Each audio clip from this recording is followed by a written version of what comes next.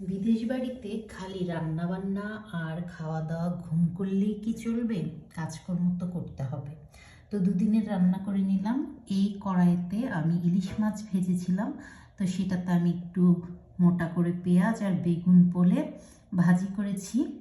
আর এটা হচ্ছে আমার বাগানের করলা ভাজি দেশি আলু দিয়ে। আর এটা হচ্ছে ইলিশ মাছ ভেজে কাঁচা মিষ্টি কুমড়া দিয়ে তরকারি। আর এটা হচ্ছে মিক্সড ভেজিটেবল, শসা, তারপরে হচ্ছে কাঁচা মিষ্টি কুমড়া, বরবটি, কইডা আর দেশি আলু দিয়ে রান্না করেছিলাম, সাথে একটা টমেটোও দিয়েছিলাম। তো এই হচ্ছে আমার 2 দিনের রান্না বান্না। আর এই 2 দিন হচ্ছে মনোযোগ সহকারে কাজকর্মগুলো গুছিয়ে নিব, যেগুলো আমার বাহিরে সব সময় একটা প্যারা থাকে যে বাসায় এসে আবার কি রান্না করব, তো সেই প্যারাটা মুক্ত হলাম।